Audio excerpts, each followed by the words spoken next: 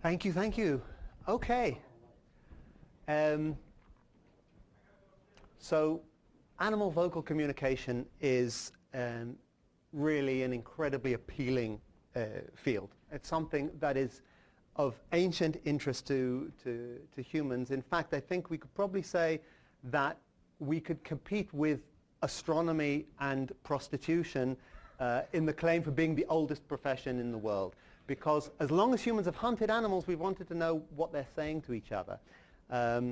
And through the ages, it's become, the idea of talking animals is ubiquitous in literature in almost every culture. Everything from Balaam's ass in the Bible to Charlotte's Web and Disney and all of these things. We seem obsessed with the idea that animals can talk. But after decades, centuries of research, we still have absolutely no reason to believe that there is any species of animal apart from Homo sapiens that has a true language. Obviously, we need to define a little bit what we mean by true language and so on and so forth. It's obvious that animals do have vocal communication. They do communicate with each other. A lion roars and it's saying, stay away from my territory. But it's not a language. So what I'm going to do, this is going to be a little bit of a wide-ranging talk. I'm going to give a little bit of a background talk about what we mean by language, what we're looking for, what are the essential characteristics, the essential features. I'll talk a bit about my work with Hyraxes and for my doctoral research. I'll talk a bit about what I'm intending to do for these 2 years. I've only been here for a couple of months, so I have a lot of things lined up, which are mostly questions. I don't have answers to them at this stage. And then I'll go through in more detail some of the work that I have managed to do in the last couple of months and go into more into the mathematical detail there as much as I can. So what's a language? What's the difference between simple vocal communication and something that we really will consider to be a language? Well, a language has to have at least 3 things. It has to involve learning, it has to be contextually referential, and it has to have syntax. So learning, why does language have to have learning? Well, if you're born knowing how to growl or to roar or something like that, this is not language. We don't consider it to be language. It's very limited in the amount of information that you can confer if you simply inherit it. And we know that there are plenty of animals that can learn vocal communication, and primarily amongst them it's the songbirds. And we've known for decades that birds, some species of birds, learn their song. Take a bird that disperses from its natal site, it will sing a song as an adult that is much similar to the songs of its adult neighbors than to the songs of its neighbors when it was a fledgling or of its parents. And there are manipulative experiments as well that have shown that many species of birds learn their song. And certainly there are many species of cetaceans as well, dolphins and whales, that also learn.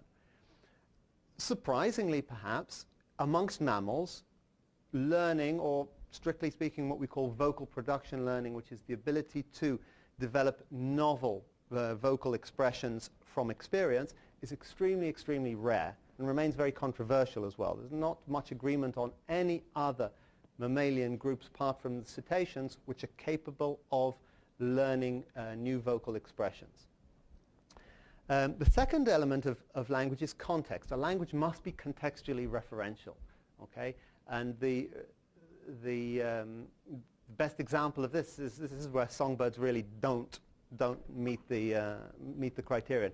You can teach your parrot to answer the telephone and insult whoever's on the other end of the telephone. You'd never dream of imagining that the parrot understands what he's saying, and of course it's just repeating by rote sounds that you made. So that's not a language. A language must have context. You don't want to you want to be able to say, it's hot, it's cold, it's me, there's food over here, there's a predator coming from over there, and not just a general song like a bird song is, I'm a fit male, come and mate with me. Now, context is also very rare. Cetaceans do have vocal context, and I'll go into that in more detail. It's one of the reasons why they are really the prime species, the prime group to study. But it's very difficult to find other mammals that have vocal context. It's been shown in some species of marmots, for instance, that they will give one type of alarm call when faced with an aerial predator and another type of alarm call when faced with a terrestrial predator. This is probably not learned, although no one's done the experiments. It's probably something that's inherited, and that's a very limited ability. Primates also, there's some indication that certain primates, when foraging in a group, have different calls to say it's time to stop and eat, it's time to move on, there's a predator coming, and so on. But it's very rare. Context is not common at all. Which brings us to syntax. Now, for many years, it was considered that syntax was really the hallmark of those animals with strong cognitive abilities, apart from songbirds. Songbirds, again, they have syntax and they have learning, but everyone used to say, well, you know, such a large proportion of their brain is devoted to this idea of song, so this is probably why.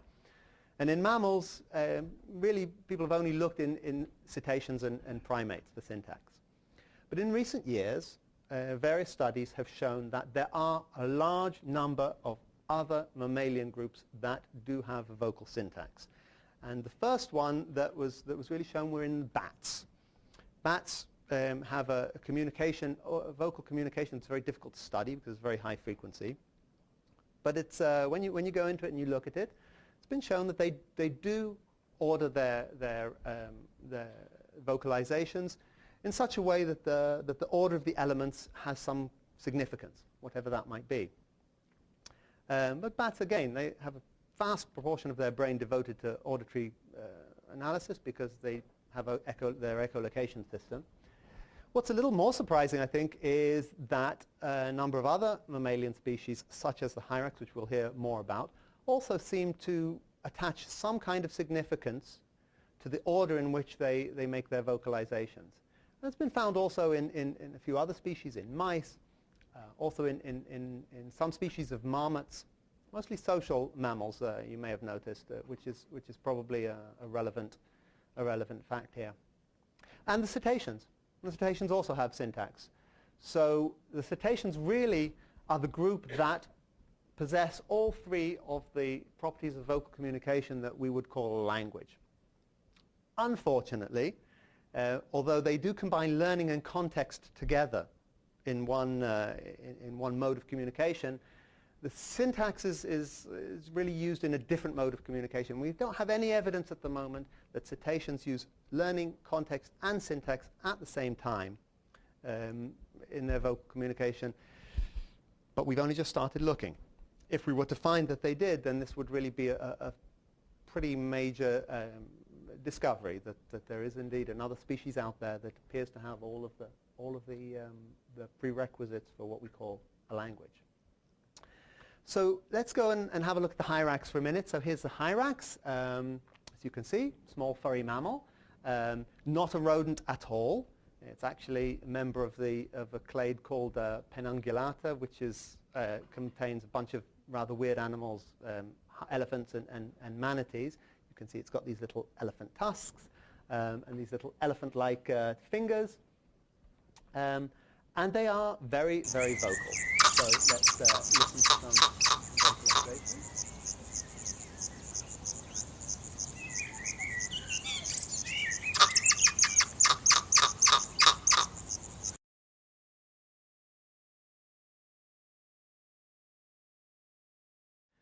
So as you can hear, the vocalization is made up of a number of smaller elements.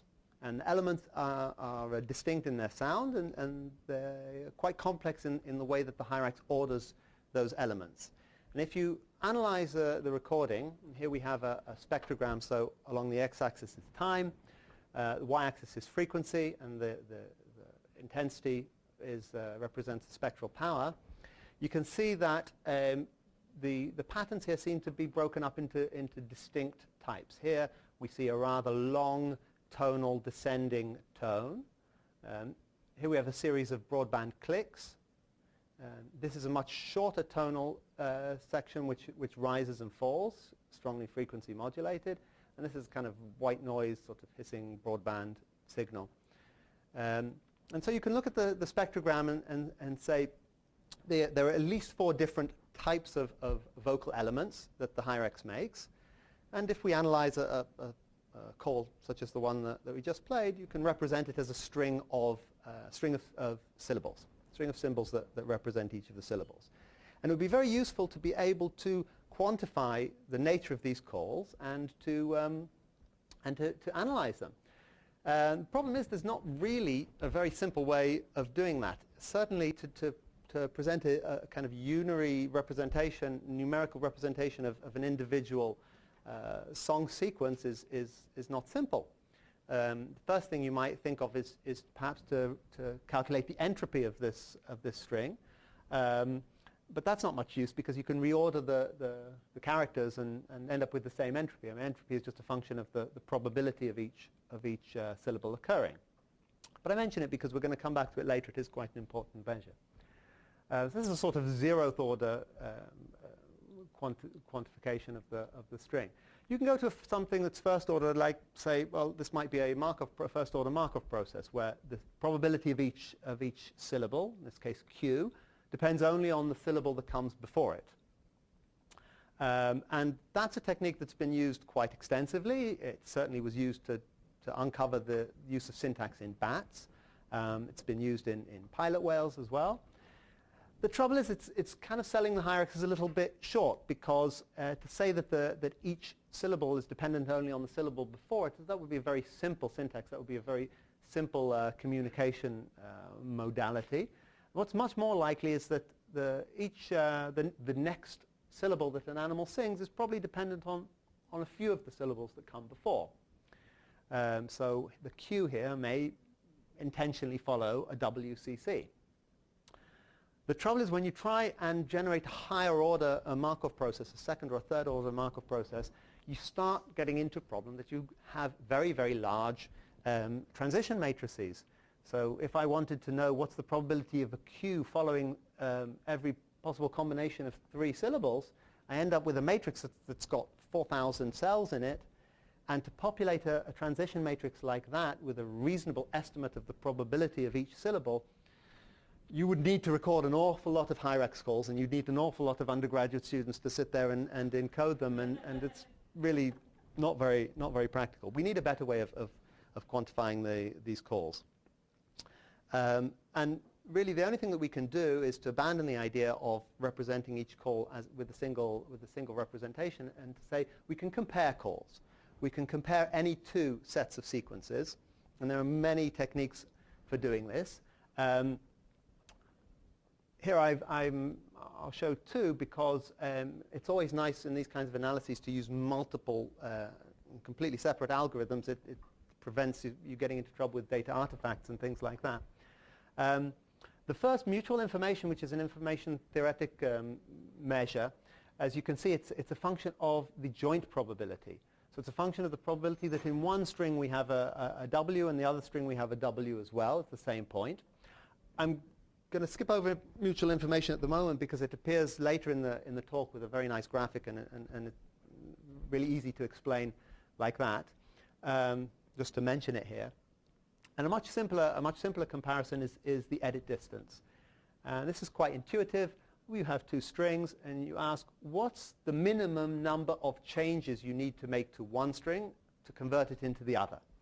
So in this case, to convert this top string into the bottom one, we need to delete the C, change the Q into an S, the S into a T, the T into an S, 4 changes, and we could say that these 2 strings are distant by an amount of 4 changes. And this is actually quite easy to calculate. There are a lot of algorithms around to do it. Needleman-Wunsch is the most famous one. And it's easy because people have spent vast sums of money and invested a lot of time in this because this is straight out of bioinformatics. I mean, all these algorithms come out of analysis of DNA sequences. And it's particularly obvious when you have a Hyrax with four letters. This is just straight out of bioinformatics. And in fact, bioinformatic algorithms appear more than once in this whole field because the analysis of a string of syllables is really, in many ways, very similar to the analysis of a string of DNA. So we'll come back to that later as well. So in my Hyrax work, here's an example. We take a number of Hyrax colonies. Here we have 10 along a rather restricted, narrow habitat corridor. Record the songs, analyze them, and measure the edit distance between them. And you can see that those colonies which are close together, those pairs of colonies which are close together, have songs where the syntax is more similar than those colonies which are further apart. And this is something which is consistent with both the Needleman-Wunsch, the edit distance, and the mutual information. And we repeated it over a number of sites around the country, and we see this consistent trend. What does this mean? Well, most likely mechanism is that the animals are learning from each other. A young Hyrax hears the local dominant animal and wants to copy it, so that he can sound impressive and dominant, and doesn't copy perfectly. And so we have a sort of analogy of genetic drift. The further apart you go, the more transcription there is, as it were, creep in, and so we get this gradient of syntax similarity. We don't think that they're trying to say anything. We don't think there's any information being encoded inside the syntax of these songs. But that's not, in fact, it's even more interesting that there's no information there. Because what we are seeing here is a small animal, not generally thought to be cognitively particularly skillful, and yet it has a perception of syntax. The animal can perceive and process syntactic information in vocal communication without there being any direct information transfer. And this is kind of important when we think about how language may have evolved, because previously we thought, okay, as animals, we had this kind of evolutionary ladder, when people used to think in terms of evolutionary ladders, and when animals became more and more intelligent, they could communicate more and more in more and more complex ways. But it doesn't seem to be the case here. There seem to be an awful lot of mammalian species around who have this ability to perceive syntax, but don't use it for communication. So not quite sure what's going on here, but the essential skills needed to develop a language syntax seem to be present, despite the fact that it's not being used for language itself. So that was really the basis of a lot of my doctoral research. And now that I'm here, the next couple of years, I'm going to be working on the real champions of vocal communication in the animal world, which is the cetaceans. We all know about humpback whale songs, how complex they are. We all know about dolphins that are supposed to be so intelligent. And really, it's the family Dolphinidae, which are the dolphins that are the real communicators here. Dolphins, pilot whales, and killer whales. Called whales, they're really just great big dolphins, and they have very complex communication, and we really need to get to grips with what they're saying and what they're trying to say. Here I've stuck together a bunch of pilot whale calls. Their songs are actually quite drawn out and long, so we can't play them at the true speed, but I've stuck together a few together with their spectrogram.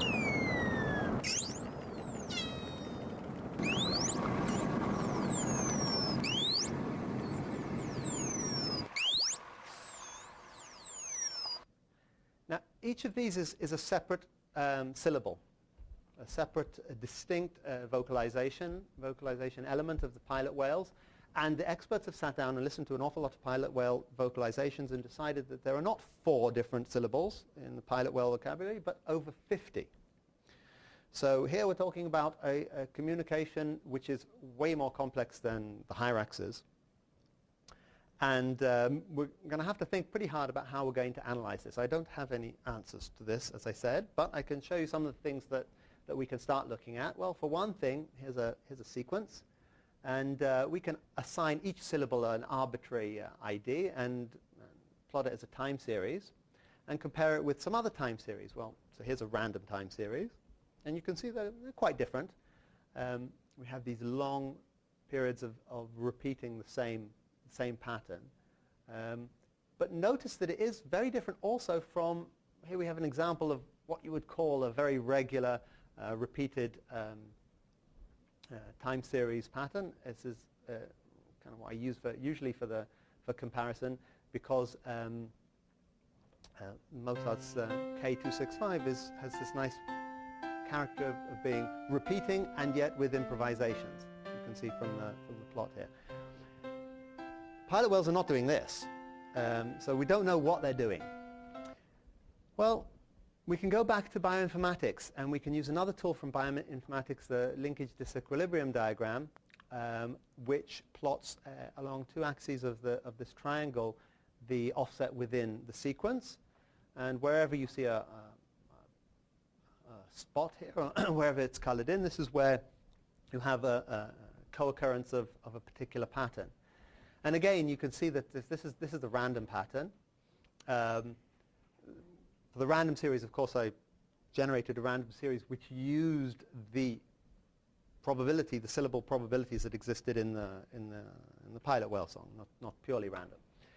The Mozart, on the other hand, has a very regular, very noticeable structure. And the pilot whales, again, completely different. They seem to be doing something where they repeat little blocks, and they go on and they repeat another block. And we don't know what this is. I have no idea why they're doing it. The good news is that these recordings come from hydrophones with suction cups, which are attached to the head of the animal, and so we have a lot of additional data with them. We have GPS attached to it, so we have swimming speed, we have a bathymetry, we can know whether they're diving or whether they're surfacing. Hopefully, we will get some kind of behavioral correlation to this. So this is what I hope to be doing over the next couple of years. Come back in a couple of years, and we might even have some results.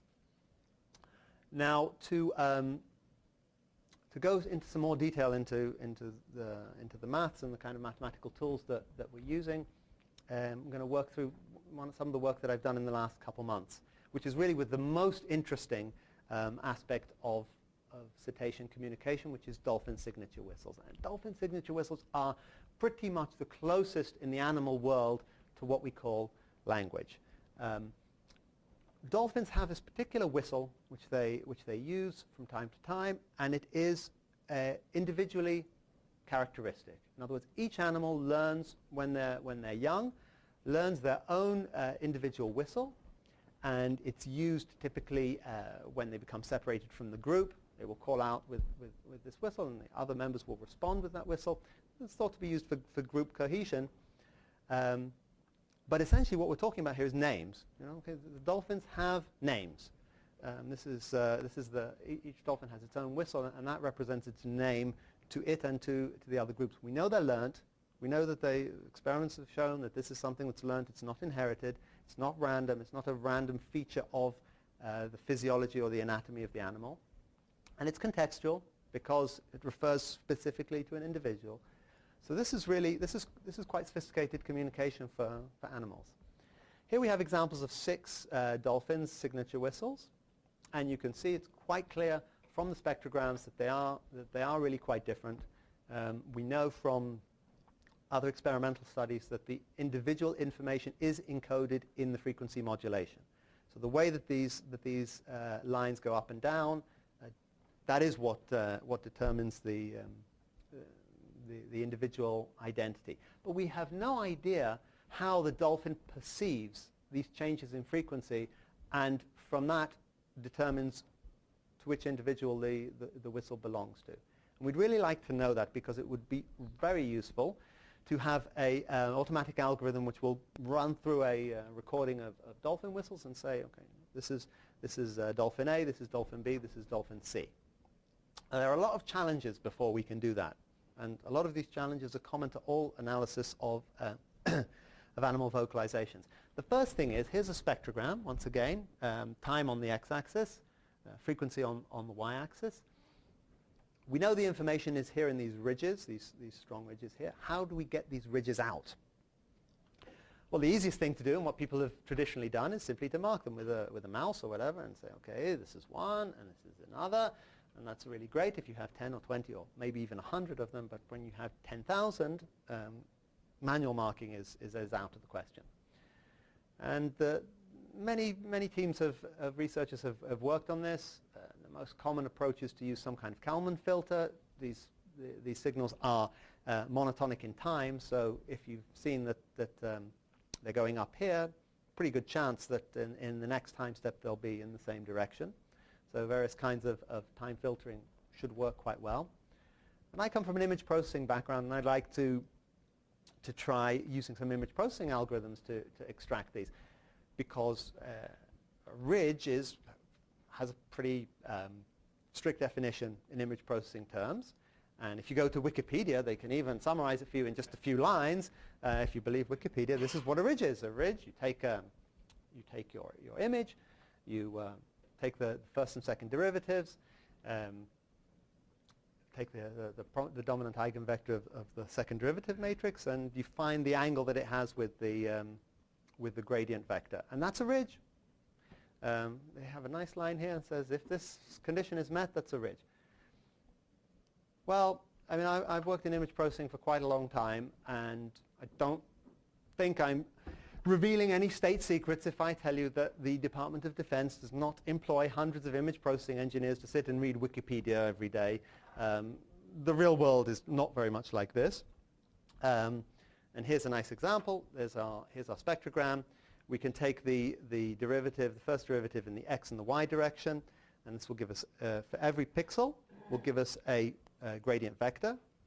We can take the second derivatives, so for every pixel we have the Hessian matrix, can take out the dominant eigenvector from that, and supposedly the angle between these two vectors is the, when this is 0, we've found a ridge. So let's do that, and here's the result. Well, I don't know what it looks like to you, but to me it looks very much like the original picture. We've just used a lot of computer time and a lot of electricity, and we've come back with more or less the same thing. Well, that's a little unfair because, of course, at least in this one, the existence of the ridge is strictly defined. It's where you have a sign change, where the value crosses from positive to negative. So it is easier to extract the ridges from this image than it is from this image. It's still not trivial.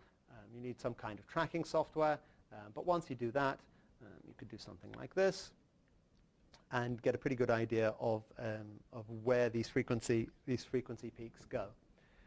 So let's say we do something like this, and we come out and say, okay, so for this call we have a series of frequency curves, time against frequency. What can we do with this now? Now we have to encode each of these curves.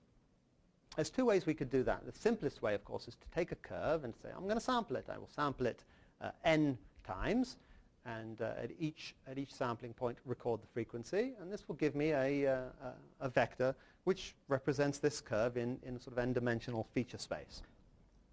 And usually what one does is one does this for some rather high n, and then principal component analysis to reduce the dimensionality. The alternative is to go back to what I was saying before. We can compare two curves. Here's one curve, here's another curve. How similar are they? How different are they? Can do some kind of correlation to find how different they are. And if I have k curves, then that gives me a k by k proximity or similarity matrix. And in general, these two are pretty well related. You can certainly go from a feature space vector to a proximity matrix. Simply take the Euclidean distance between each vector. It's rather harder to go from a proximity matrix back to a vector space representation. You can use techniques like multidimensional scaling, but since a lot of this stuff is not very Euclidean, it doesn't often work very well. The problem is that some algorithms that we're going to use the one, some prefer the second.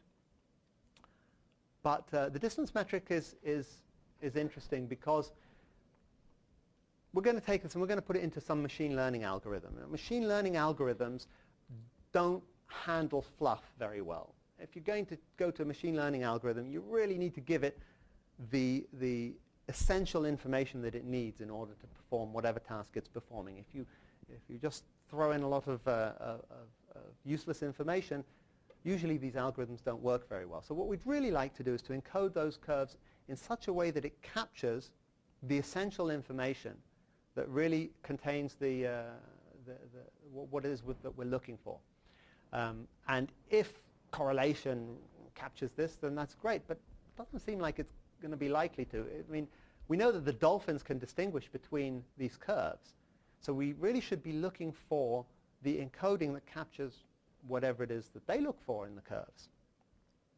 And we can take a fairly large jump and say, maybe if we find an encoding that works really well, maybe that will even tell us some idea of how the dolphins are interpreting in the other direction. Not sure if that's true, but it might. So let's have a look at some different encodings. I took three different encoding techniques and going to compare how they do on the individual identification. So the first is correlation. It's very simple. I have two curves. Correlate one against the second. I get a correlation coefficient. If they're very similar, they're very correlated. If they're very different, they're not. This technique has one really big drawback, which is that it's very sensitive to phase shifts. If I have two peaks, it seems clear to most of us these two curves are very similar. But if the two peaks are shifted in phase slightly, correlation is not going to succeed very well. So people invented something with a wonderful name, dynamic time warping. It's been used quite extensively in this research. And basically what we do here is we take the two curves and we say, let's allow the sampling interval along these curves, along one of the curves, to vary freely. Kind of like an elastic band. Let it stretch outwards and inwards and get it to fit the best way by stretching the time axis. And if you stretch the time axis, you can see how good a fit you get. And as you can see here, this nice plateau here doesn't occur in the red curve, but that's okay. We can stretch the sampling points and get them to fit together. So dynamic time warping has been used a lot in analysis of dolphin whistles. It seems to work quite well. Whether this is how dolphins perceive the acoustic signal or not, we have no idea. But I wanted to try an encoding technique that was perhaps more reasonable for a cognitive process. I chose something called the Parsons code. We have musicians here. You've probably heard of the Parsons code. No, they haven't heard of the Parsons code. Okay, never mind. And Parsons code was developed for analyzing musical sequences, and particularly for storing musical sequences in a database. So if you have a tune, you can simply represent, for each note, rather than representing it on a musical scale, decide whether it is down, up, or the same as the previous note. Okay, so here we go. Down, down, up, down, and so on. This greatly reduces the amount of information in a sequence, and so it's very appealing for storing tunes in a database. There are many databases like this on the internet. You can go and you can type in up, down, up, down, up, down, and it will tell you what tune you were thinking of.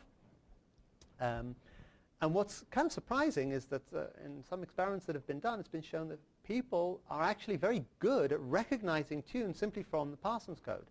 So even with this very, very reduced representation, you can show it to people, and they can often reconstruct the tune and see what was there, even though there's really very little information. So there is a link to a cognitive process in humans, perceptive process in humans. So I wondered whether the same would be true for the dolphin whistles. So we're going to compare this kind of cognitive encoding to the much more standard computational encoding like correlation.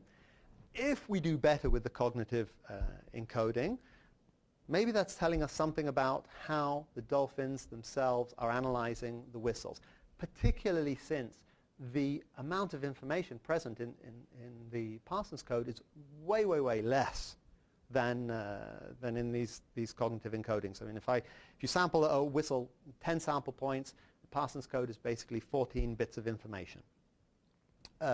Previous studies that have used correlation used a 60-point sampling, and with a spectrogram with a resolution of 128 pixels, we're talking about 420 bits of information.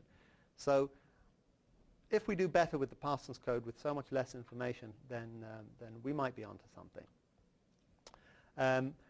So what we did, we take these whistles, encode them using the different encoding techniques, and then try clustering them. Clustering, of course, is a process of unsupervised learning. I'm not telling them I'm not giving them examples of dolphin whistles. I'm just saying, here are all the whistles. Tell me how many, put them into different groups by yourself and tell me how many there are, who goes with which. And there are various algorithms for doing this. K-means is the best known of them. Hierarchical clustering is much used amongst for like phylogenies, for molecular genetics and so on.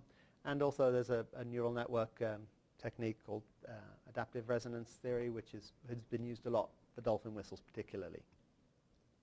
Now, I said we come back to mutual information. When you do clustering, it's not totally trivial to figure out how well you've done. And the best metric really is this normalized mutual information. It's normalized, so you can, this is just a normalization term, you can ignore that pretty much. And once again, it's based on the idea of what's the probability of finding a particular whistle in a particular cluster that belongs to a particular dolphin. So I said we'd have a nice graphic to explain it. Here we go. Let's say we have 10 dolphins, A to J. And these are their whistles. We have some whistles from A, some whistles from B, and so on. And we pass this to a clustering algorithm, and that clustering algorithm gives us 10 clusters, 1 to 10. Now, of course, it's not done a perfect job. If we represent this as a two-dimensional histogram, you can see, for instance, that cluster 10 has quite a few from dolphin C, a lot from dolphin G, mostly from dolphin J. Similarly, dolphin A is not very much represented in these clusters, but much more so in 1 and 6. So this is this kind of two-dimensional representation. On the one side are the true answers, the dolphin identities. On the other axis are the clusters that our machine learning algorithm has produced. How good a job has it done? Well, it should be fairly clear that the spikier this two-dimensional histogram is, the better a job it's done. Really, what we really would like is all of the A's to be in one cluster, all of the B's to be in another cluster, and so on. And if the histogram was completely flat, if this 2D histogram was flat, then it would have done no job at all. And fortunately, we have a very nice measure of spikiness, which is the entropy. And essentially, the mutual information is the entropy of this two-dimensional surface of a histogram of clusters against classes. So it's a really nice tool, and it's a nice graphic. So I thought I would show it. Right, so what results did we get? Took 400 signature whistles, 20 whistles from each of 20 dolphins, passed it to 3 different clustering algorithms, the neural network, the K-means, and the hierarchical clustering, using different encodings, the Parsons code, the time warping, correlation, had a little random proximity matrix for control. And here we see the results of human clustering. So we gave 10 people printouts of the spectrograms and said just sort them into groups that they belong into. And they did an almost perfect job. So as usual, machine learning, our goal is to do as well as a human brain can do. And we're not nearly there. But it does rather show that the humans are picking up on the same thing that the dolphins are picking up on, that they can do such an excellent job of sorting it out. And as you can see, the Parsons encoding is significantly better than all the others for each of the clustering algorithms. So there is something, despite the fact that the Parsons algorithm has such a greatly reduced information content, it still seems to be closer to the ability of humans to pick out which whistle belongs to which dolphin.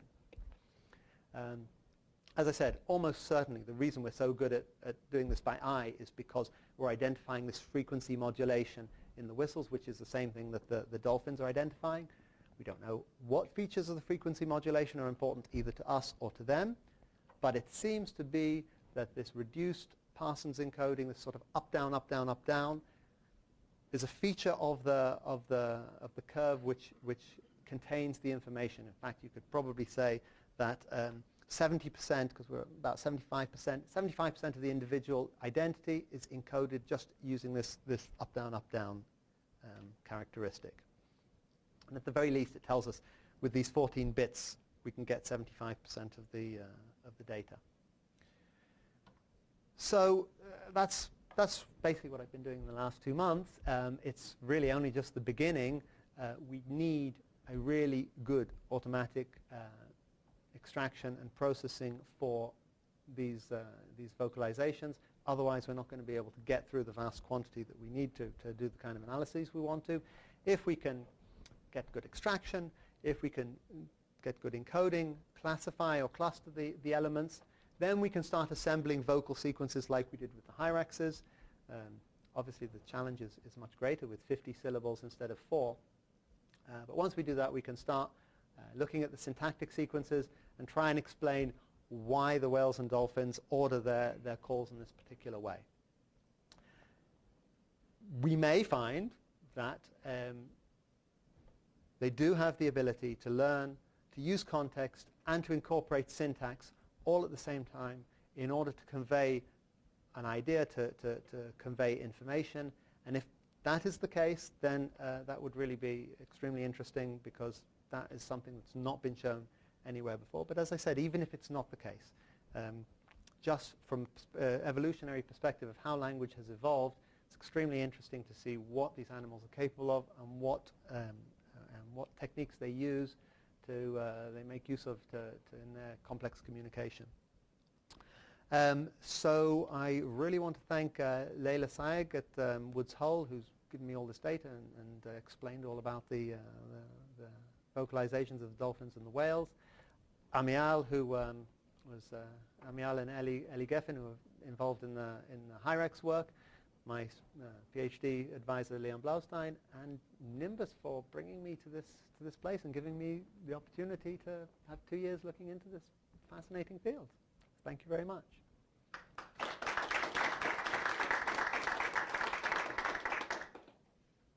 Questions for Arik? Go ahead, choose one. God. Learning context and syntax are sufficient conditions to call something a language, or only necessary? Well, I was going to... Repeat the question. Okay. So Matthew asks whether learning context and syntax are necessary or sufficient for defining a language. I was going to ask whether there are any computer scientists here.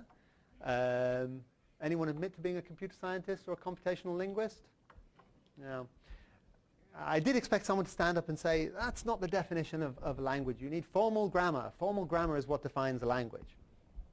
And that was missing from the scheme. That's a really, really interesting question, and it raises a lot of philosophical questions. I don't have any immediate answers, but certainly a language should be defined. Formal grammar is a necessary requirement for a true language. I have some reason to think that you would not expect formal grammar in animal language, but it's that's such a big field that we need to talk about that separately. I mean, basically, the probabilistic element of animal communication might be so great that formal grammar might not appear. Formal grammar is something you see, for instance, in computer languages and in human language, where there are strict rules about what can follow something else. But from what you see in animal communication, even if it is intended for the transfer of information, very often it's probabilistic. You know, there's only a certain probability that one element will follow another one. So I don't know. It's an interesting question. I don't know whether you had formal grammar in mind as an additional requirement for language, but no, I would say that the three of these are necessary and not necessarily sufficient. Keenan. I'm sure you probably looked into that in Hyrax, where you have to show the plot of distance and similarity between the calls. And I mean, my initial reaction was surely there's genetic similarity between more people or geographically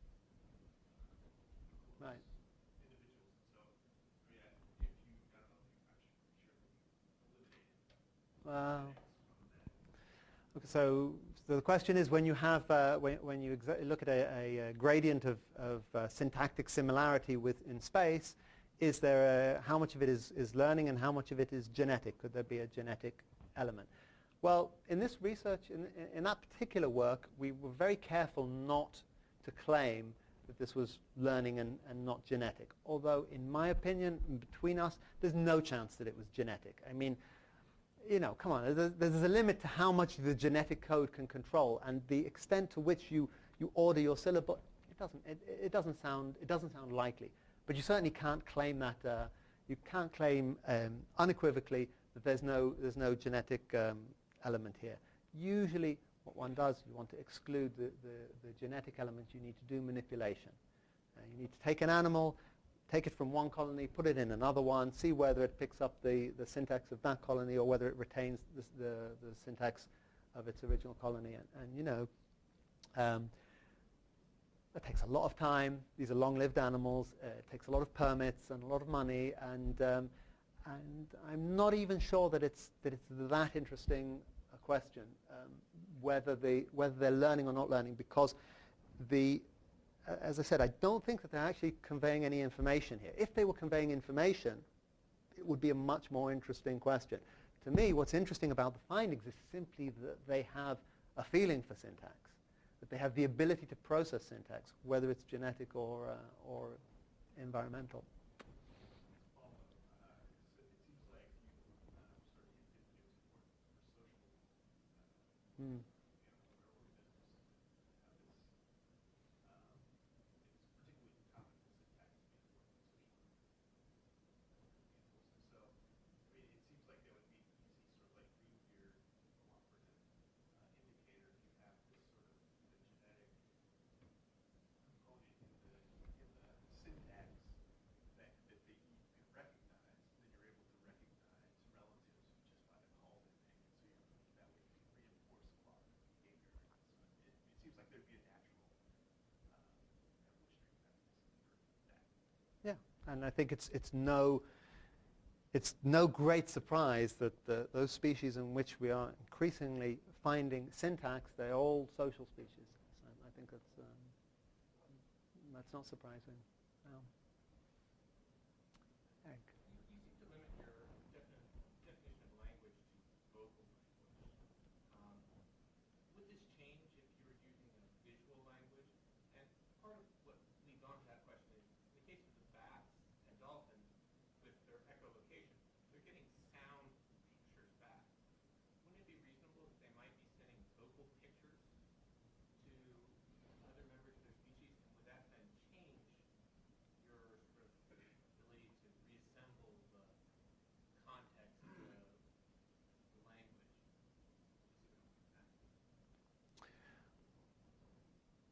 Okay.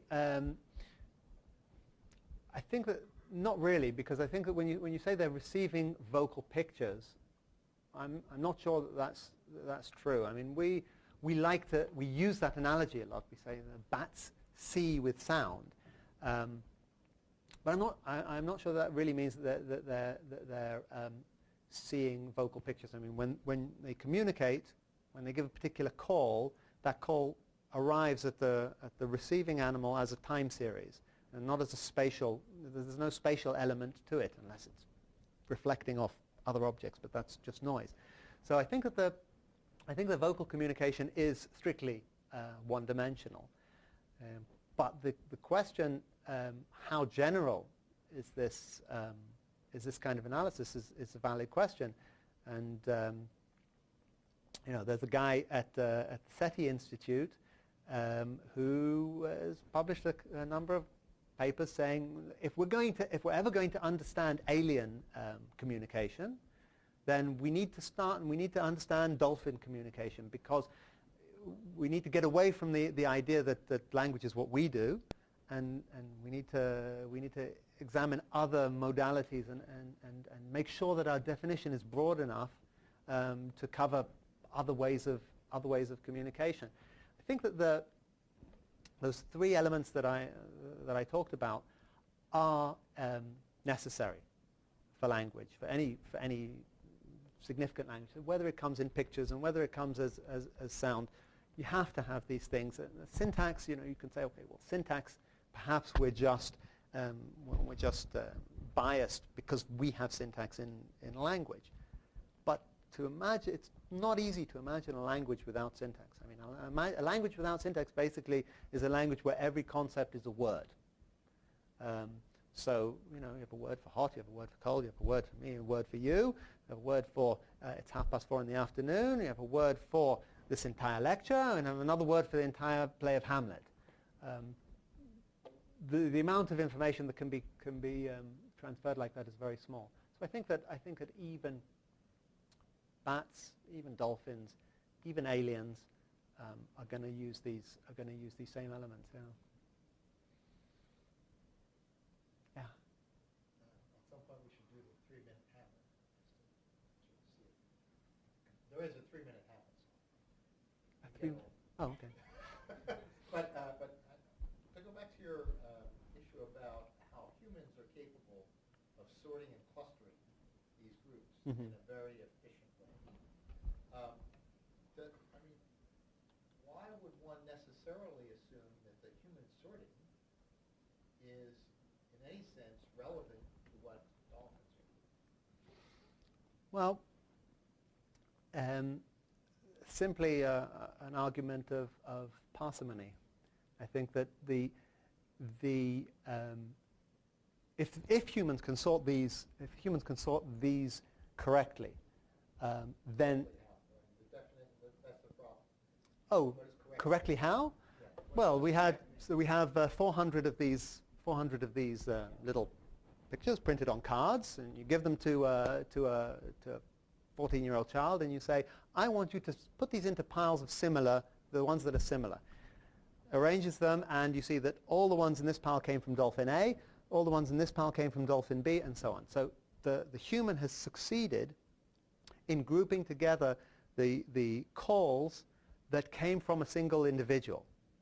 Now, there's obviously this individual information in these calls. The dolphins are capable of identifying it however they do, and the humans identify it however they do. Now, those two mechanisms may be completely different, but the information exists in this spectrogram somewhere. It's possible that it's a completely different storage of information from what the dolphins use, but I would argue that it's not likely to be completely different.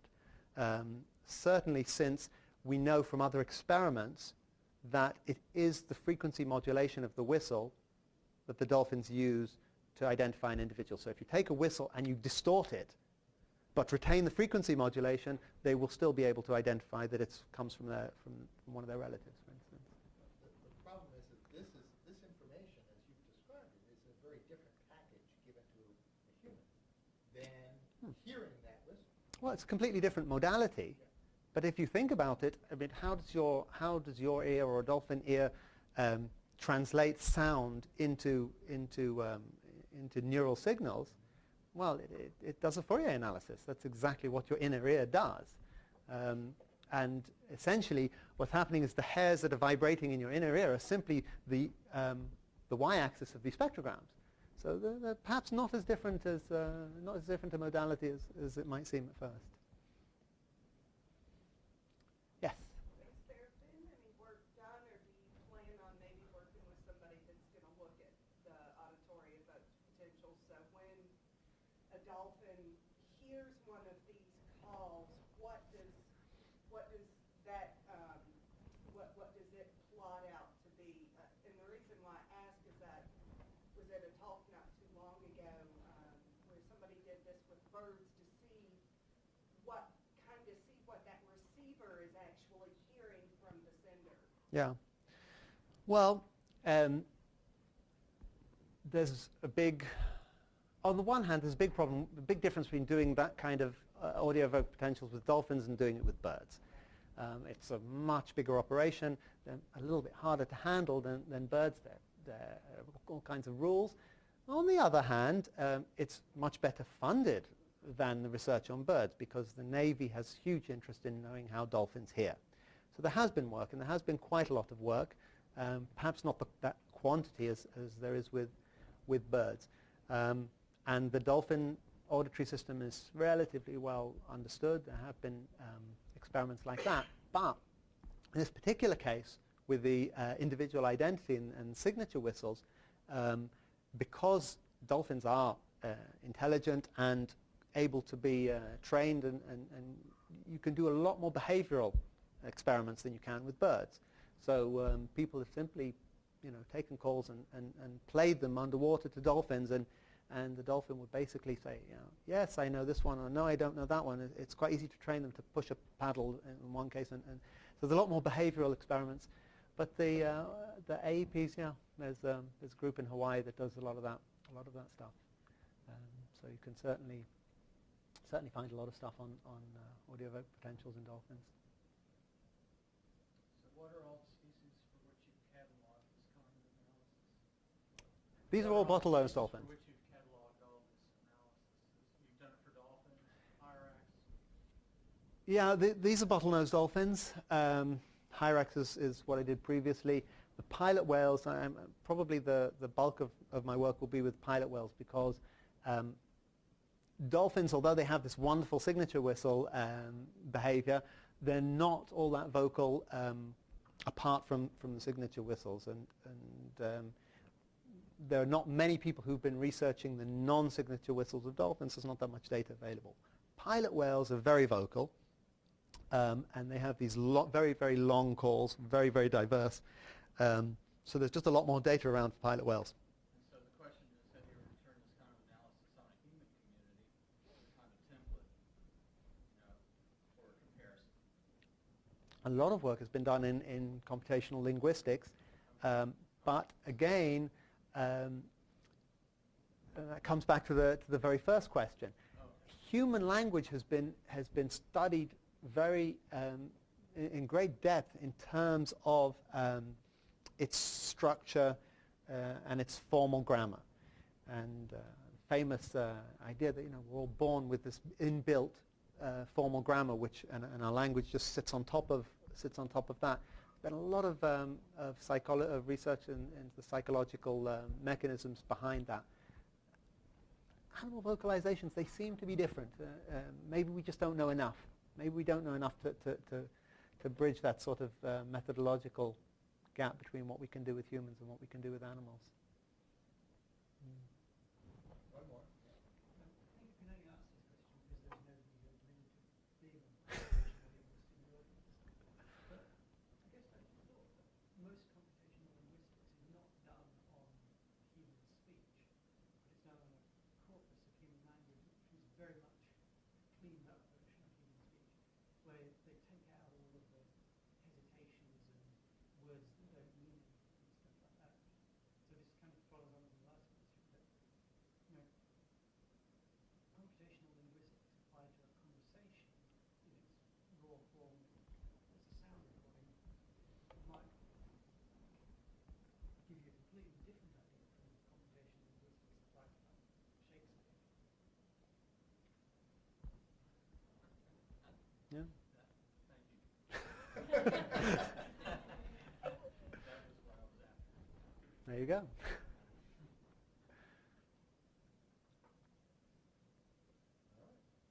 Well, leaving it on that note, perhaps we should do some Shakespeare. But thank you very much. Welcome.